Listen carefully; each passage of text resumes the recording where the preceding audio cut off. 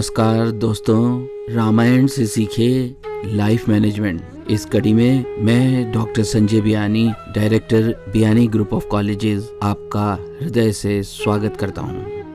जय श्री राम। दोस्तों, आज की कड़ी में हम बात कर रहे हैं श्री राम व लक्ष्मण जी का जनकपुरी में आना। इस दृश्य में राम व लक्ष्मण सीता वनवास के बाद पहली बार जनकपुरी आते हैं। राम व लक्ष्मण माता सुनैना से मिलते हैं और माता सुनैना से मिलने के बाद वे अपने कक्ष में पहुंचते हैं। वहां उन्हें सीता माँ के बचपन की सखी चंद्रकला बुलाने आती है। उसके हाव भाव देखकर श्री राम पहचान जाते हैं। वो ये पहचान जाते हैं कि उसको सीता के वनवास को लेकर मन ही मन पीड़ा है तथा शिकायत भी है। श्री राम कहते हैं, मैं जानता हूँ कि तुम्हारे मन में काफी प्रश्न होंगे, तुम मुझसे पूछ लो।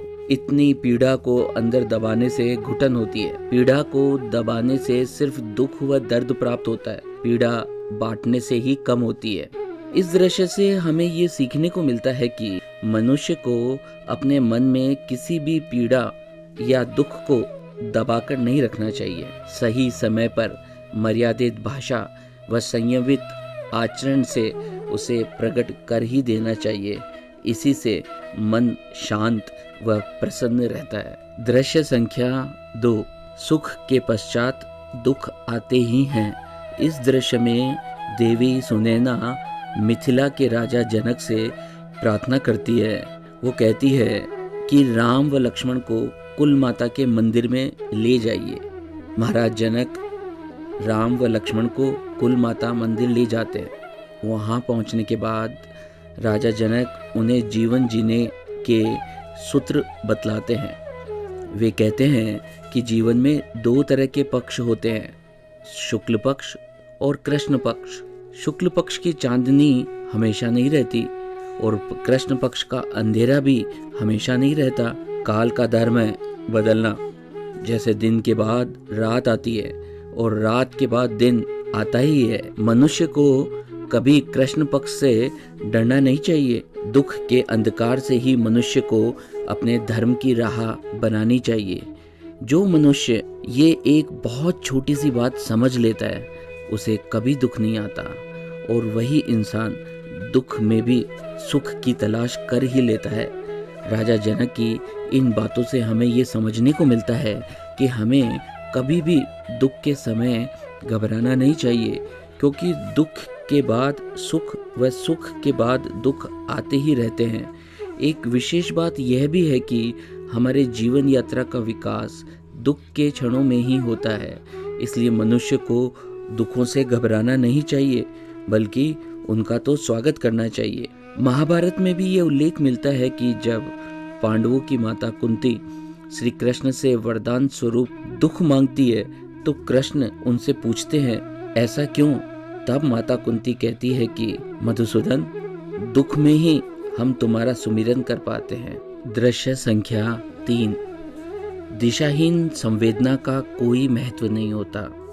इस दृश्य में राम सीता के वन में जाने से दुखी हैं तथा लक्ष्मण आर्य सुमंत से कहते हैं, यह समय सुमंत ज्ञान या प्रवचन का नहीं है, श्री राम को संवेदना की जरूरत है।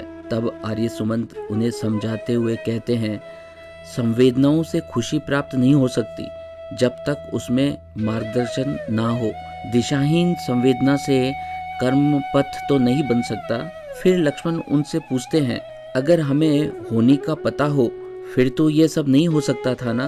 तब आर्य सुमंत कहते हैं, अगर हमें होनी का पता हो तो भी क्या कर लेते? होनी को कोई नहीं बदल सकता। सबको होनी के आगे अपना मस्तक झुकाना ही पड़ता है। होने के बाद ही तो मार्गदर्शन की जरूरत होती है। तब उसे संवेदना नहीं चाहिए, उसे मार्गदर्शन की जरूरत है। मार्गदर्शन ही उसे उस परिस्थिति में धर्म व अधर्म के बारे में बतलाएगा। व्यवहारिक जीवन में हम ये देखते हैं कि दुख के समय में परिजन हमसे मिलने आते हैं तथा बड़ी सहानुभूति पूर्वक दुखी व्यक्ति के साथ अपनी संवेदनाएं बांटते हैं। ऐसा करने से दुखी व्यक्ति को अच्छा लगता है परंतु उसका दुख तो कम नहीं होता। इसलिए यह आवश्यक है कि संवेदनाएं प्रकट कीजिए, पर साथ ही साथ दुखी व्यक्ति को समाधान भी सुझाइए। इसके आगे हमें यह भी समझने को मिलता है कि भविष्यवाणी को बहुत अधिक महत्व देने की आवश्यकता नहीं होती। दृश्य संख्या 4, समस्त प्राणियों में भगवान की ज्योति ही प्रकाशित है।